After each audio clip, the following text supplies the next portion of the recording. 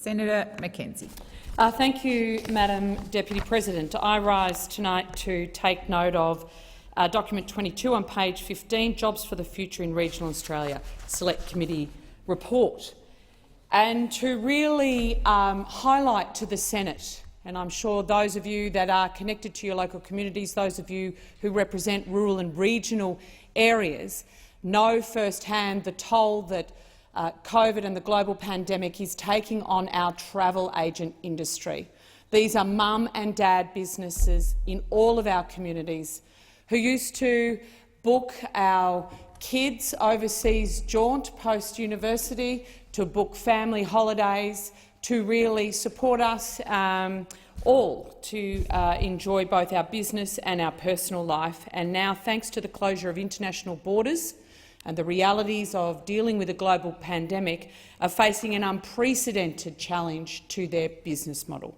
There are over 40,000 of these people around Australia, and 40% of those 40,000 are located in rural and regional communities. And if we want to talk about jobs for the future, this is the industry we need to be talking about. And I know my colleague in the other place, Pat Conahan, the MP for Cowper, has been raising this issue right throughout government, seeking to find support for the hard-working travel agent industry.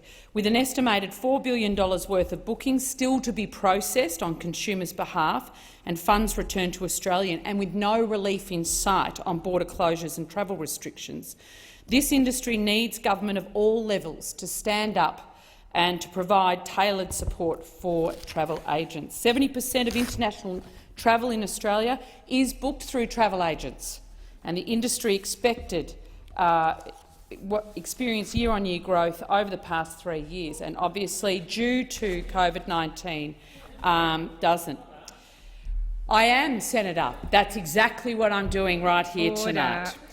Travel agents have no product to sell, no revenue, no time frame for the industry to recommence operations. So this is a very unique industry in unprecedented times that does require targeted report.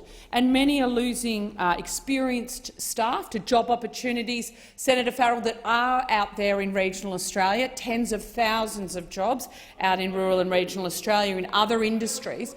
But this specific industry is losing those experienced staff to other options, and because they are small, family-owned and operated business, and I'm not talking about the big players like Hello World. I'm not talking about that. I'm talking about mum and dad, family-owned and operated travel agent businesses in rural and regional communities right across the country. And the mental health of these owner-operators is taking significant toll due to their whole life's work and this business being put at risk going forward. Now, whether it is Anne Webster's tourism operator Helen in Kerrang, whether it is Rosa and Greg Luff in Cobram in Damien Drum's electorate, whether it is indeed those operators out in Coffs Harbour, right throughout the community, we've seen domestic travel opportunities damaged thanks to city-centric restrictions placed by premiers, and we have seen international opportunities really dry up. The top end has suffered, and a few weeks ago my colleague Senator McMahon released a new vision for tourism in Kakadu Park. Queensland suffered. Thank you. Senator McDonald. Senator Mackenzie, there's a point of order. Thank you. Senator Seselja. I just draw your attention to the constant interjecting coming from Senator Farrell, and I'd ask that the senator be heard in silence. Thank you, Senator Seselja. I have been calling the Senate to order. Senator Farrell. To the point of order, the leader can solve all of these problems by Senator Farrell, that's a debating point. Senator Farrell, please resume your seat. Thank you. Senator Mackenzie. Thank you very much, Madam Deputy President, for your protection. The member for Dawson, George Christensen, another great member of the National Party, whose electorate covers the Whitsunday, said that in the first week of borders closing, 2,000 people were stood down from their jobs in the Whitsunday tourism industry. And travel and tourism grounded the Whitsundays, losing $75 million a month. In Hinkler, Keith Pitt reports that whale watching seasons have come to a close. And indeed, this domestic tourism may be starting to recover, but it is not helping the travel agent industry, which, as I said, books 70% of the international travel booked in this country.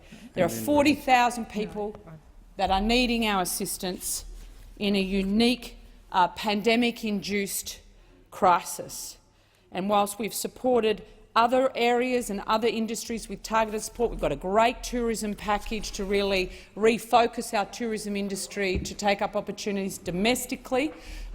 This area still needs focus, and the National Party have their back. Authorised by Bridget McKenzie, National Party of Australia, Wodonga.